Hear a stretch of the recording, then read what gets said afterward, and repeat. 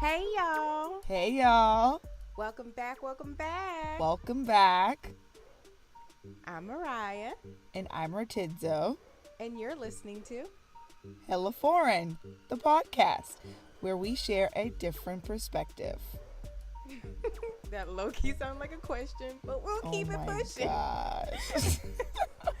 First and foremost, I want to say thanks y'all for holding down the fort while we were figuring out our lives on the back end.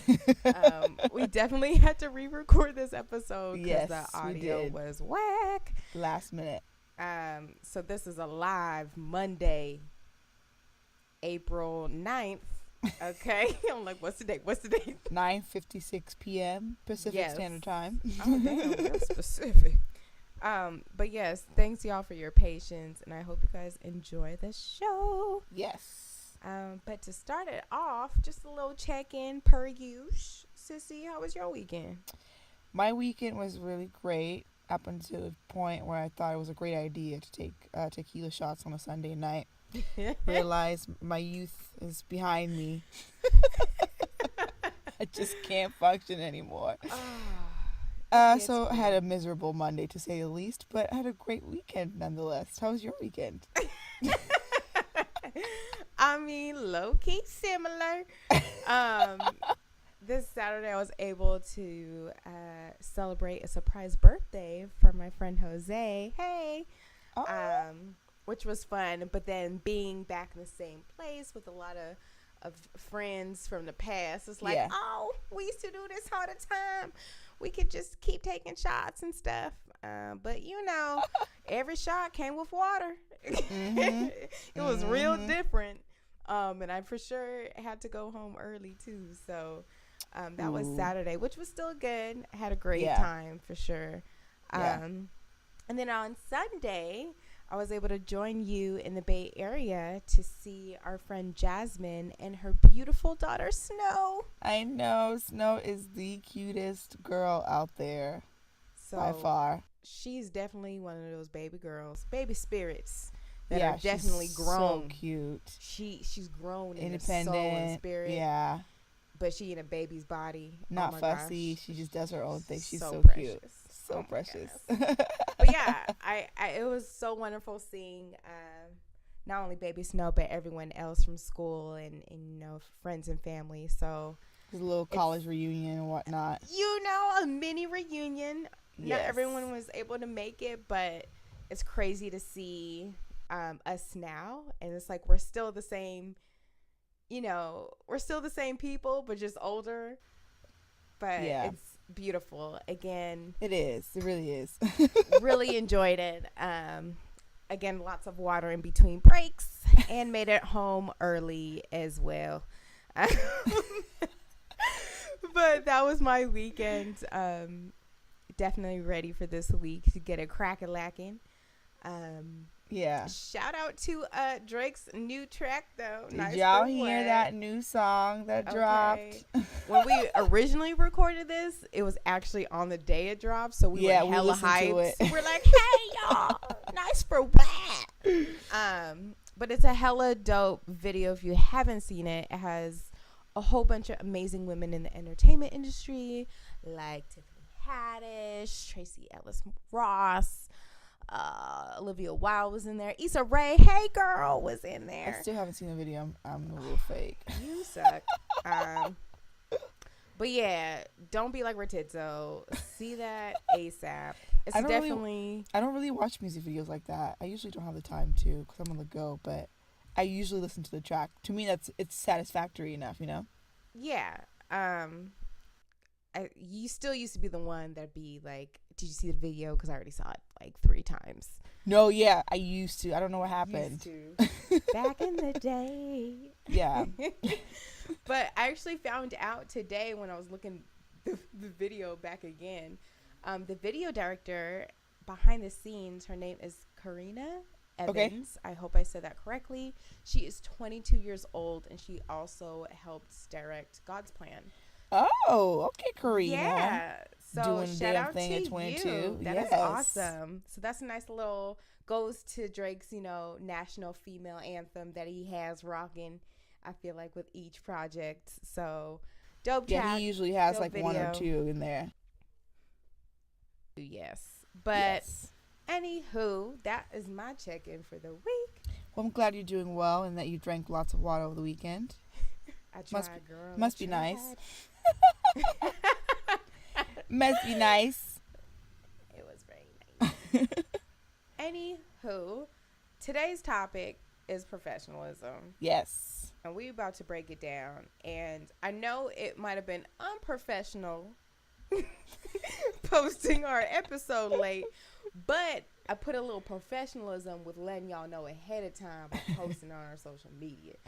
So that's how we're going to link it into today's topic.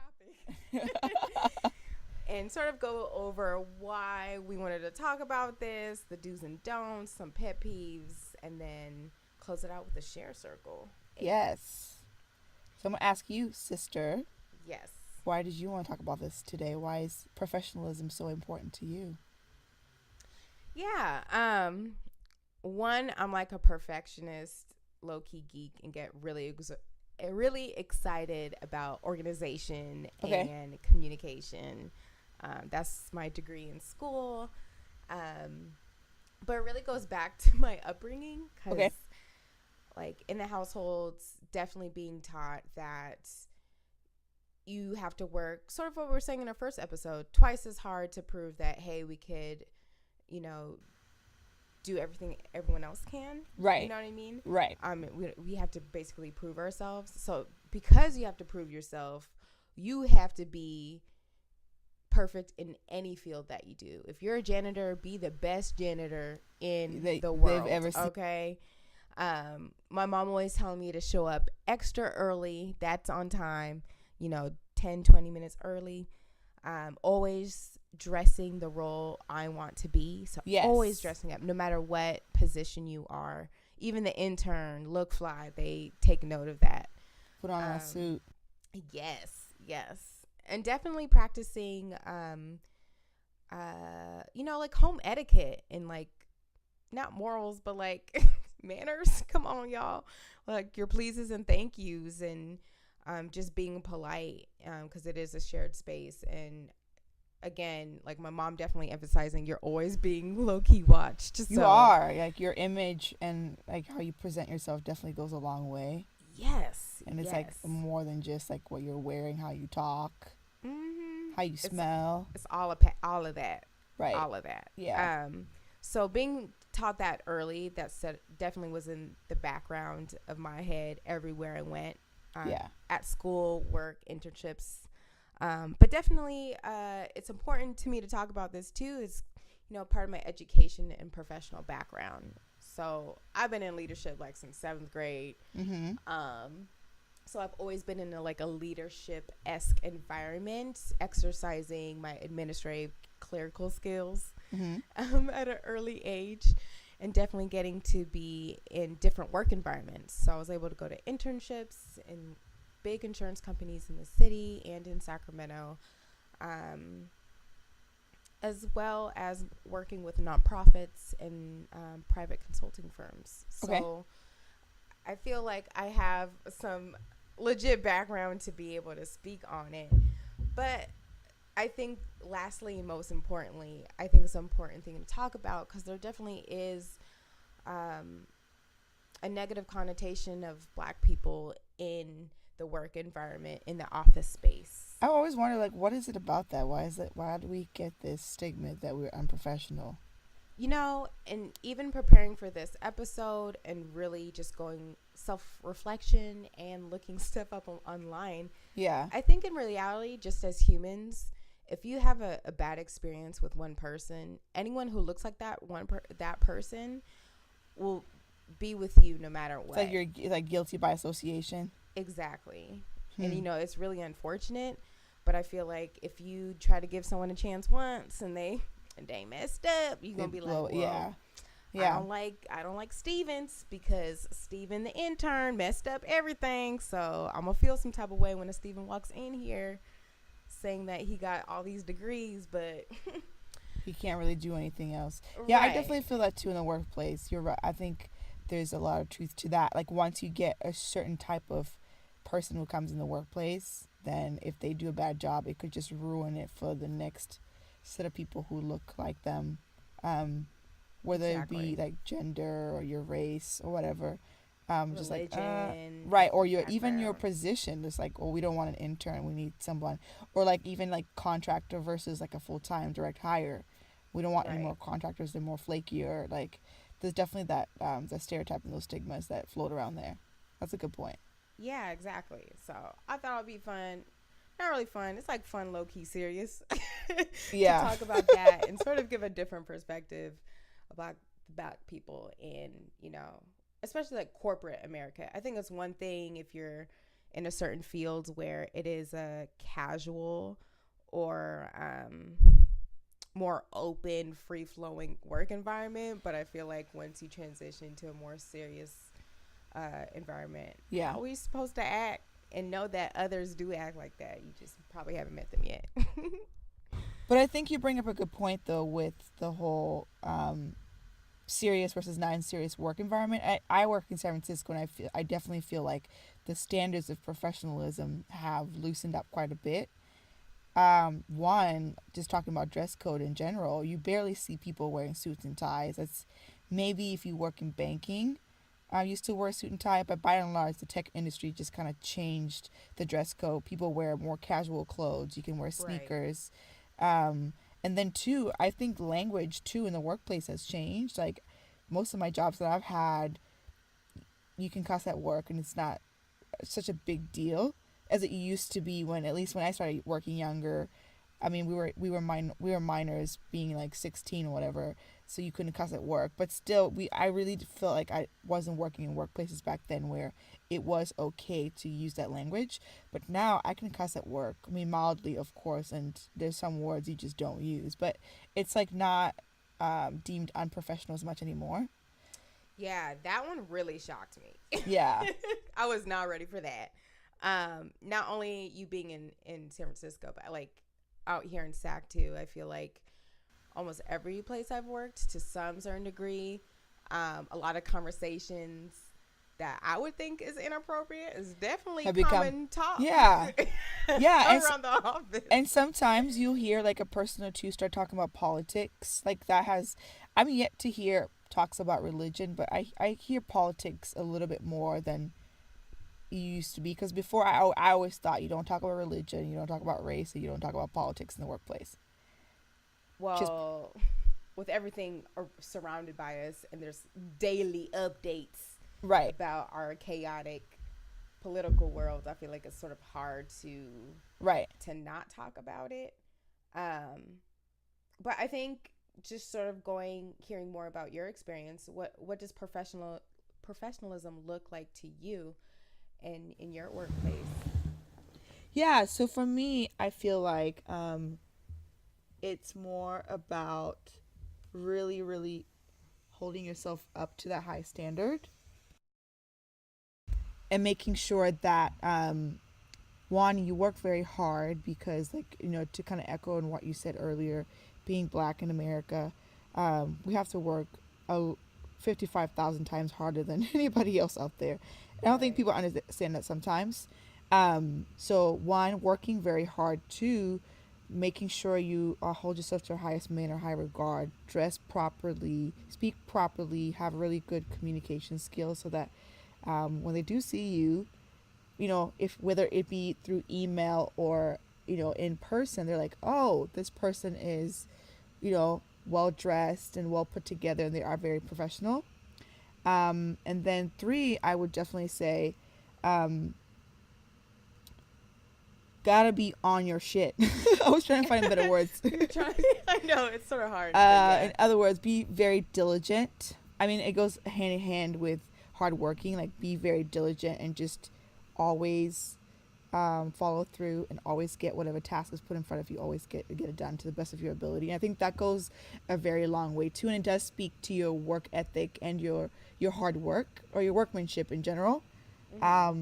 Nobody wants to hire somebody who's not going to get the job done, or someone who is full of themselves or lied about something on the application they can't get it done. You would think. I know, and those are other things that put like stigmas on a whole race of people. Like, oh, we hired this, black person one time, and they said they were gonna do this and that, and they weren't able to do it, and now, we just can't do it anymore. And those things go a really long way, and that's to me, those are some of the things that suck about being black in like corporate America and spaces like that. Is you represent the whole entire black race at all times, right? And if you do something wrong, it looks bad on the whole entire race. And, that's not fair in so many levels. And everyone's different. We're not all the same people. But that's exactly how they look at us. So, yes. If there was a black girl before me who was acting out of pocket, they may expect me to be acting that out of pocket, or think that I might too. And those things go a really long way. So, yeah, I would definitely say those 3 things.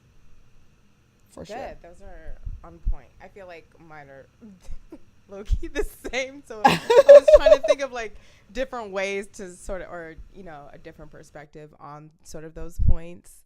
But yeah, I think it's really focuses on integrity and whatnot. But yeah, we'll just pause this conversation real quick before we get into, the pet peeves, do's and don'ts, and a little more perspective on that. So hold on, y'all. We'll be right back. BRB.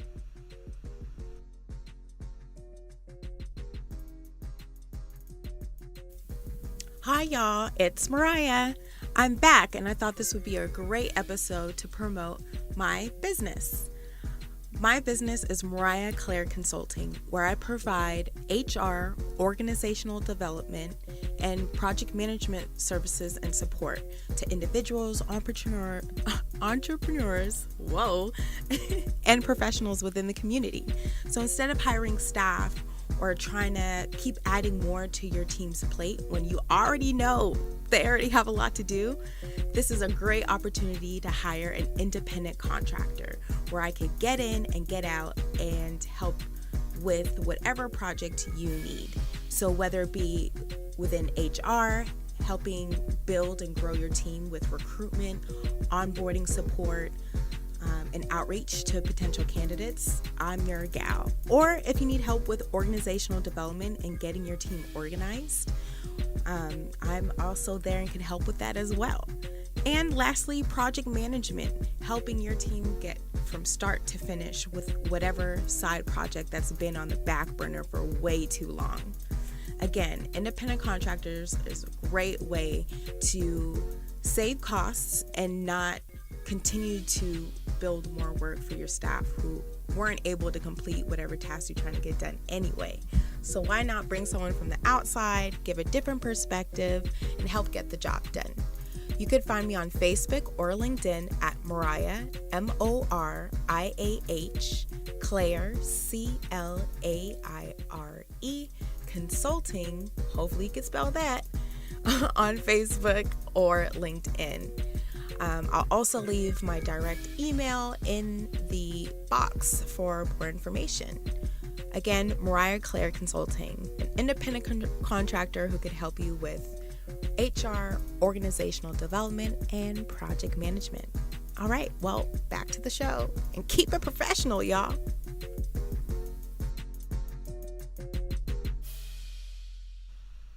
All right, y'all, we are back. Yes, y'all. Okay. Focus. But yeah, just to recap what Rotita was saying, I got out of your response, how you present yourself, so your presentation, yes, being a diligent and like quick worker and a hard worker, so yes, quality work, going in the paint. So that's literally mine. But what's the spin I could give? I guess my biggest thing is just practicing efficient an efficient work ethic. So instead of wasting so much time, because I realized almost in every work environment I've been, there's always everyone going in hella meetings, hella people trying to share their perspective on or ideas on how things should be done versus I think really being efficient and just working on solutions and just going through a to-do list. Okay. Or you know what I mean? I feel like in every work environment that I've been in, it definitely waste of I just too many areas of wasting time. So for you, do you feel like what is your definition of wasting time? Anything emotional, basically. If Okay. it's your opinion and it's not an opinion that could be useful for a solution or next steps or being proactive versus reactive. So you only want like constructive criticism. Constructive feedback or Constructive, criticism. yeah, Um, or constructive conversations. yeah, I mean, there's nothing wrong with a brainstorm or, allocating time where it is a free and open conversation. Okay. But too many times there isn't that timekeeper or someone to make sure everyone stays on task. Gotcha. If that makes sense. That makes sense. Okay. And I think that being a professional, you would be able to time manage and make sure you are efficiently working at all times, if that makes sense. Okay. And then as well as just working with integrity and holding yourself accountable. Yes, that is definitely huge. I think it's easy to just the way the organizational chart works. It's easy to blame others or get away with things or whatever it may be, but just holding yourself accountable. When you're wrong, you're wrong, and you look 10 times better when you own up to it first, or say like, you know what, I know I could have done this better. Can you help me out on next steps on, how to work better on that situation? Yeah, I feel like that's definitely one thing I learned early on. So I've been working early on. What do you mean? Yeah, so I've been working since I was 15. I'm 26 now. And accountability is one thing I learned early on. Like if you mess up something, acknowledge, learn, and move on. Right. It definitely makes it a lot worse when you don't acknowledge or you bring that sort of like selfish ego to the workplace. And I just always felt like it causes more harm than good. Right. It makes situations worse, yeah. But I definitely learned that quite early on. Something I practice to this day for sure. Yeah, definitely. So that's what professional looks like to me. Yeah. A utopia work environment where everyone held each other accountable to the work that they were assigned. But what do you think about like your personal life versus your professional relationships, like in the workplace? Like, do you try to make friends with people at work? If you do try to make friends, like to what extent does that go? It's really hard for me to answer this because I think in the beginning of my work career, because as you did, I started very young, 15. If I'm counting babysitting on the side, we could go a little bit earlier, but I always like to keep work and personal life separate. It's actually really hard for me to open my show, and like I'm I have a very bubbly personality, and I could be very likable. Yeah. But to me, that's just my personality. And it just clicked. Like, you're not going to know my whole life or, everything's good. Just because I'm warm cool. and, yeah. Yeah. I always try to just keep it very light. But then as I've been getting older, I do realize that, we're all human and shit happens. And there are going to be times when you need to take a day off or two because of a family emergency or shoot a mental day because you just have heck of stuff sometimes that you need to get too done. Much. Or sometimes exactly. It's too much. So in those situations, I realize the more I do like, hey, I'm actually going through some stuff or there's a family emergency I need to go to. It's just hard for me to say that. Yeah. Just to admit an emergency or anything outside of, me being at work. It's hard for me to talk about. But I like to keep it separate. I know when you're younger, especially going out to happy hour or going to more social events with the team. Um, when I was in New York, I did a lot more of that, which I thought was fun to a certain degree. Of like, one, you have to be hella careful because you don't want to get like shit faced with your Right. coworkers. You Who are knows? still with your coworkers. Yeah, who Don't be out of knows? pocket. Yeah, I think that Yeah. when I got out of college, my first job, we used to go to happy hours probably 3 or 4 times a week. And that might be an Damn. understatement. And there was lots of drinking. But I learned, do not get wasted ever. And you still have to watch what you say around your coworkers, because you don't want Yeah. something you said to come back to you tenfold, and it could Hmm. get misconstrued, or it could just, just have really bad repercussions and a blowback. And then, especially if you're going to be hanging around your boss, don't get drunk. Not even close. Just not the time or place for it. But definitely, I still think happy hour. Easier said than done. I mean, a glass of wine, like one drink, Self okay? control Self is, control. Self yeah. control. I mean, like, I love happy hour cultures. I used to do it a lot more when I was younger, and now I just don't, You because I acting have. like you hella old. She ain't. It's not that. It's just that I've been and done that, and now I like to go home. I like to go to Yeah. the gym and go home. Yeah. But I love happy hour cultures. But that was one thing that I always didn't like about it, is because I still had to watch myself and really practice a lot of self control. Yeah. It's not like you going out with your homies and you can just let loose. Mm-mm. Um, Mm-mm. and some people do that in those spaces, but I would definitely advise against it by far. And going back to the whole personal versus professional in the workplace, I bring it up because I feel like this is something I personally struggle with, because I'm a talker to begin with, and I usually make friends in the workplace somehow. Um, that is shocking or anything. If you get close enough, I'll let you in. If not, it's okay, whatever. But there is that line you have to draw of, okay, I want you to see me in this very professional manner. We could be work friends, we could be cordial. However, whatever I do outside of work, I don't really want you to know, because I don't want you to use it against me or any decisions that I make. Right. So I feel like I personally struggle with that, and I probably need to get much better at it. But growing up, my parents are very big on, you need to keep those completely separate. People don't need to be all up in your business or know your Mm-hmm. business at all. You come to work. You're paid to provide your level of skill set and expertise, get certain things done. They pay you to get those things done and add value to their company, etc. So this is not the place where you try, come and talk about your Friday night. Right. You can do Right. that outside of work if you must, but you don't have to. So that's definitely something I struggle with. Yeah. I mean, it's one of those, you live and you learn. Some people you could be more open and honest with. I Right. feel like in every work environment, um, I always try to find at least one person that I know I could fully You trust. can It's try like, trust with, yeah. yeah, I feel like everyone sort of needs to or already has that The go-to person. coworker. Yeah. Yeah, you know, like, oh, if I need to find out something, I know who to go to. Yeah.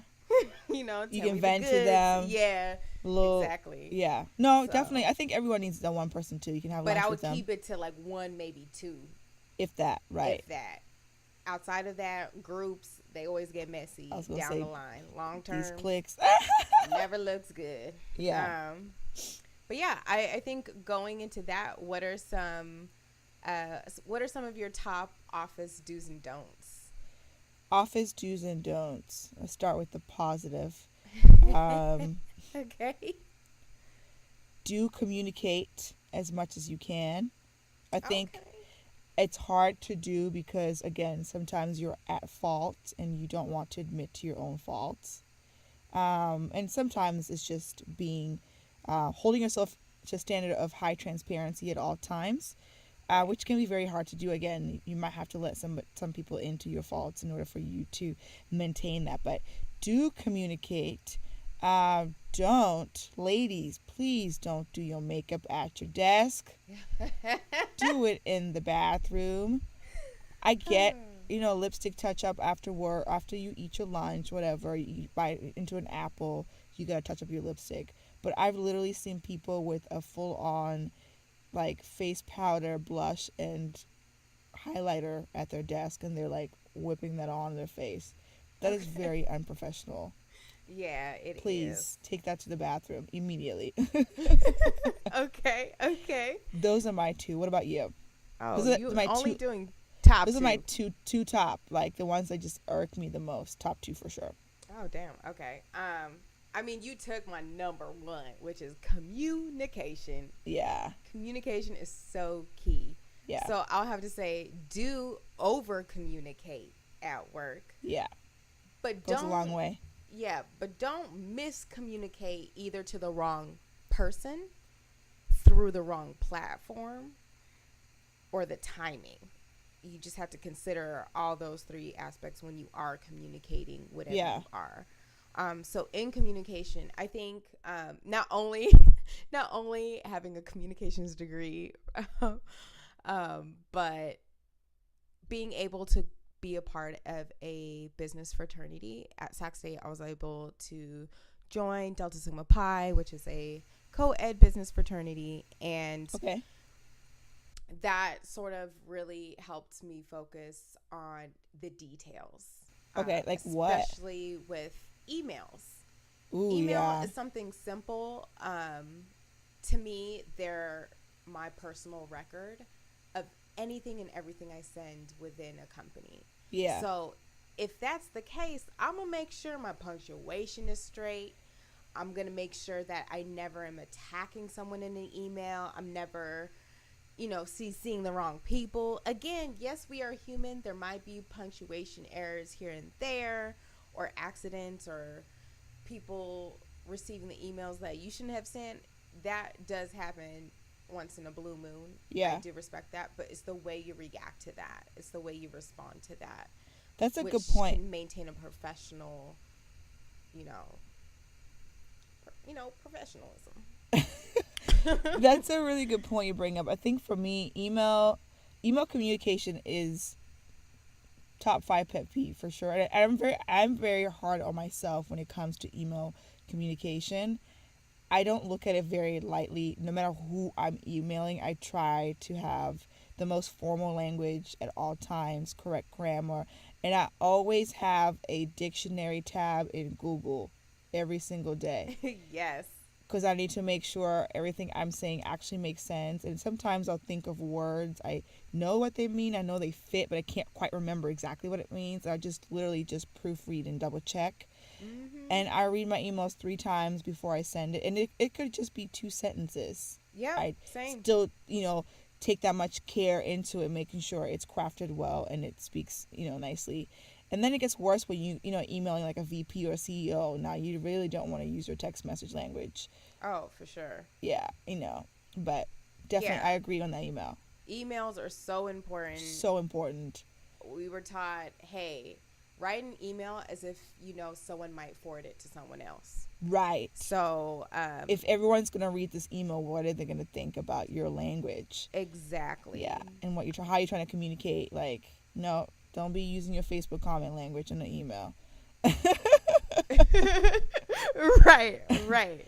So not only communication through the written form, but as well as when you communicate to your supervisor, manager, or employee. I think a lot of times in a work environment, there's always going to be issues that come up, especially when working with a team. You always telling your coworker, that's not going to solve the issue. You got to tell your supervisor. Right. Whatever is not said is not going to be known.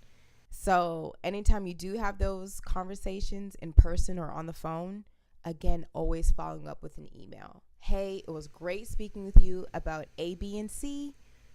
Next steps, we listed X, Y, and Z. Yeah.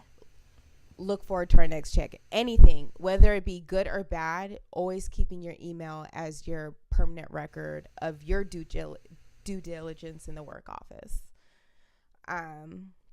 So yeah, I always try to emphasize of proofreading, rereading, over communicating, asking questions.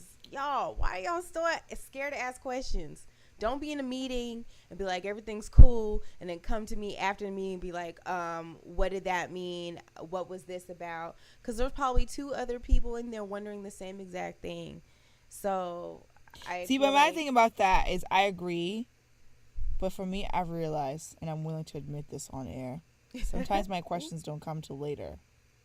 No, so that's fine. So I've had time to process everything, because sometimes it's like when you're giving me like a brain dump, it's everything, right?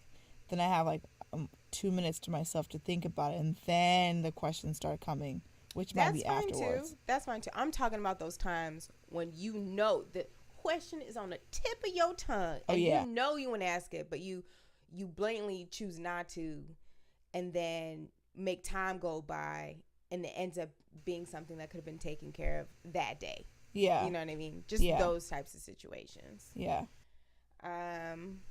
But yeah, I guess if we keep it at 2, I would just leave it within the realm of communication. Last thing. I feel like I always say last thing and then add 10 things. But another thing with communication, just be careful what you ask for. I think it's so easy to look at someone else's role and be like, how come they're not doing this? What are they doing? Where's their time going? How come this isn't done? But then when you're in the seat, you'll see all the barriers and challenges that come with that role, and why those answers kind of have been answered to your, acknowledgement, I guess. I say that just because of my personal experience. I feel like, especially with my ego, I'll blame it on my youth or being a millennial. But sometimes I'm just like, why would you do that? Why would you do that? Wait, why would you do what? I don't know. It could be anything. I just feel like, let me try to think of a legit. Give me an example. I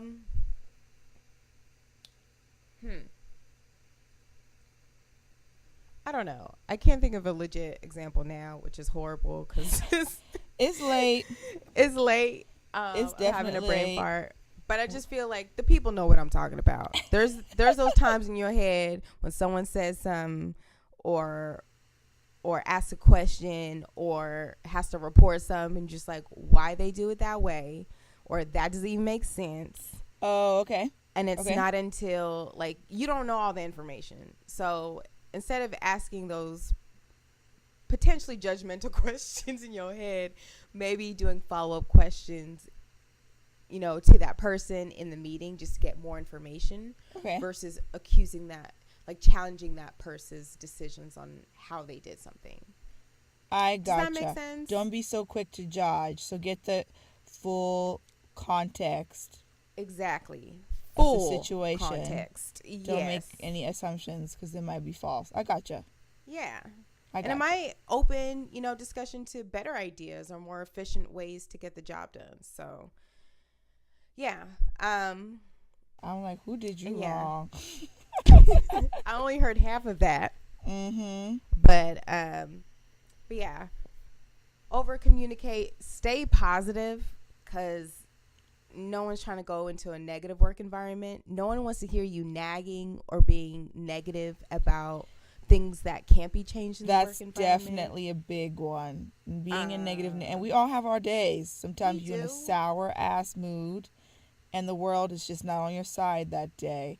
But I learned about this the other day. Actually, I was talking to someone over the phone, and they told me about your emotional IQ and how you can get that measured. I guess, like, take a test or whatever, like an assessment. But basically is the ability to remain calm in most situations, and not, if not all situations. Like, I think of it like a poker face. Mm-hmm.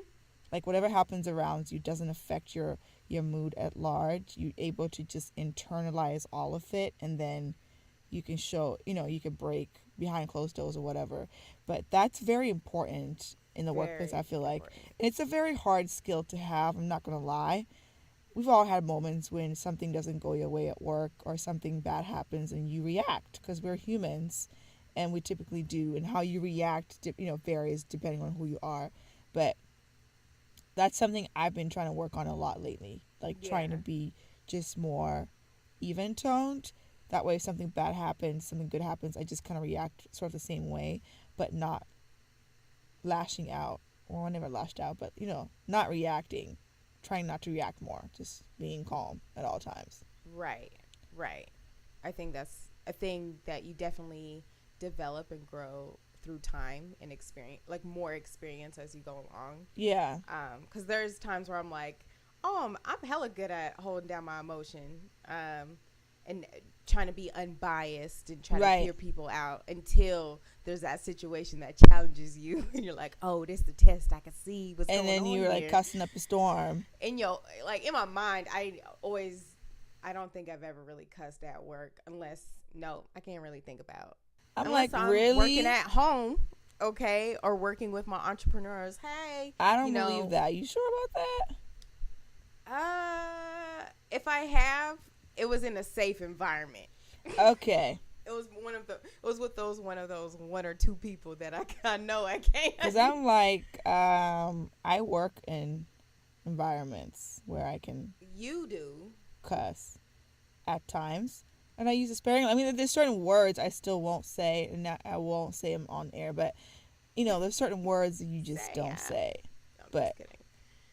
Yes, as a potty mouth myself, I cuss at work sometimes. I mean, I feel like at minimum you low key could say shit or crap. These are like PG. I mean, it used to be, y'all, back in the day, crap, or at least in my households. But you remember, like, hell's a bad cuss word. Yeah. Right. What the hell? Don't say that. But yeah, you say shit. People say shit all the time. Ass. Shit. But side note, y'all, I've been in the field of HR as well. So a lot of the time I'm very I keep it neutral and professional, or try to at all times, just so I don't get in any sticky situations.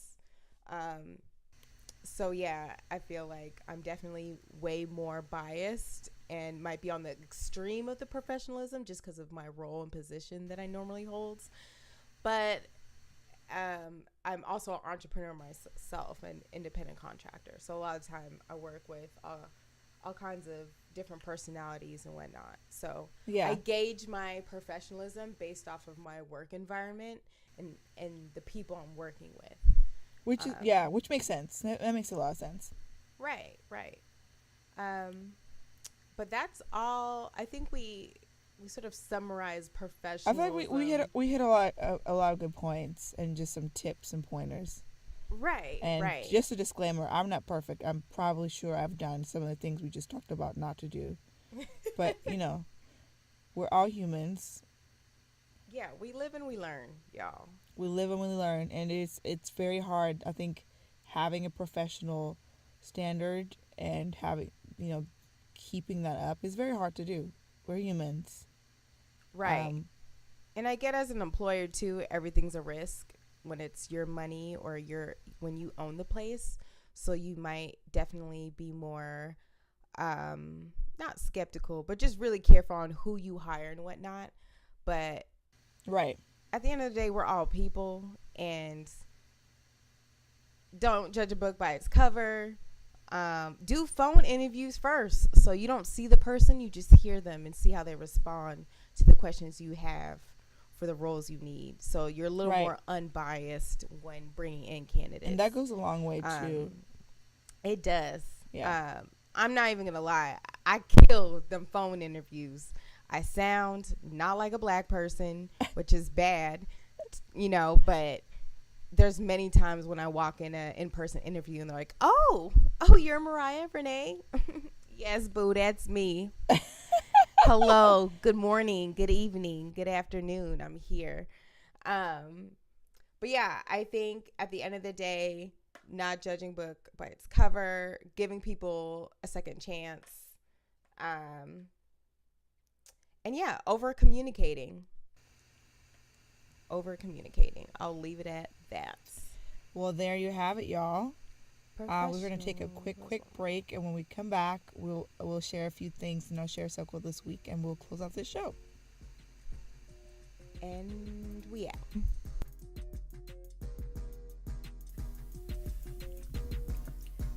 This episode is brought to you by Season by Diana, a fashion blog for the girl who can't really afford to buy new clothes all the time, but she's able to pull new styles by recycling the clothes she has in her closet. To check out more outfits for your fashion inspiration, please visit www.seasonbydiana.com, and that's www.seasonbydiana.com. You can also check out more outfits on Instagram, and the handle is @seasonbydiana, and on Facebook, and the URL is facebook.com/seasonbydiana.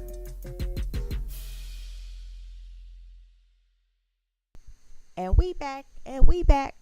We back, y'all. We're about to hit this share circle. Yay! Sissy, what you got this week? So this week, I want to give a major shout out to my friend Lisa Landry. Hey, girl. Hey.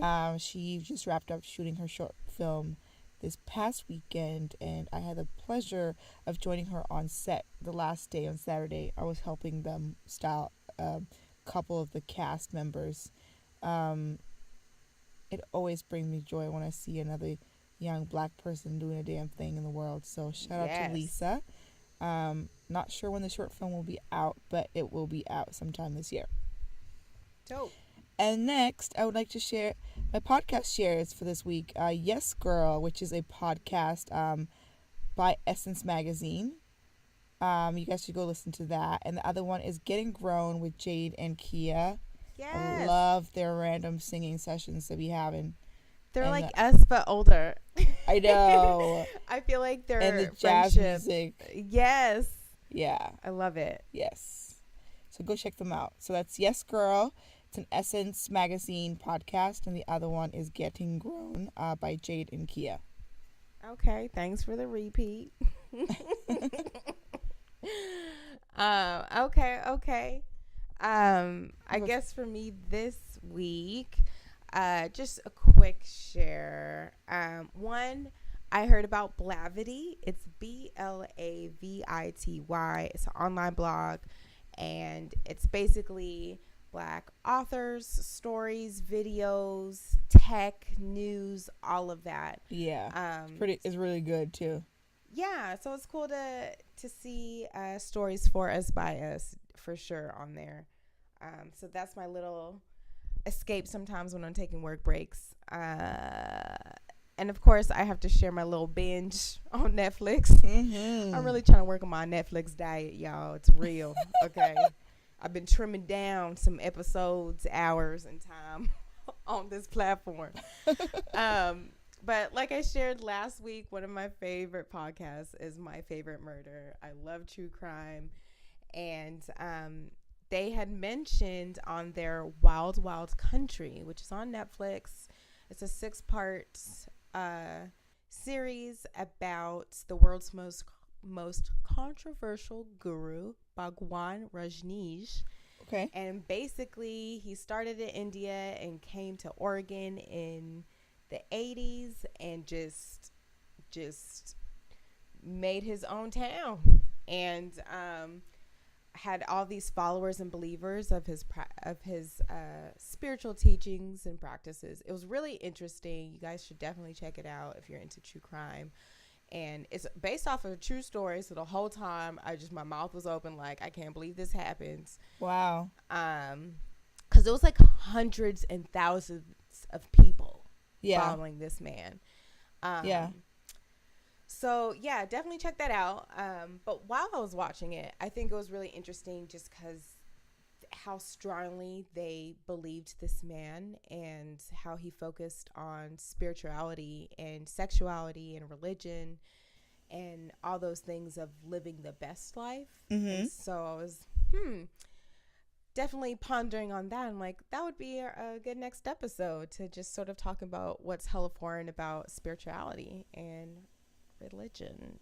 Oh yeah, I have a thing or 3 to say, maybe 5. Thing or 3. Okay, maybe 5. Okay. Maybe about 4 to 5. Maybe about 5. Maybe about 15. Oh my God, a bucket list full. Yes. But yeah, we would definitely love to hear you guys' thoughts on what you guys think about spirituality and religion, the differences, the commonalities, yes, and how we're all the trying stigmas, to figure all of that out. the stereotypes, all of it. All the types. All the types. Isms. But yes, join us next week on that topic. Thanks y'all for listening and thank you so much for tuning in. Yes. Thank you. We love y'all and we are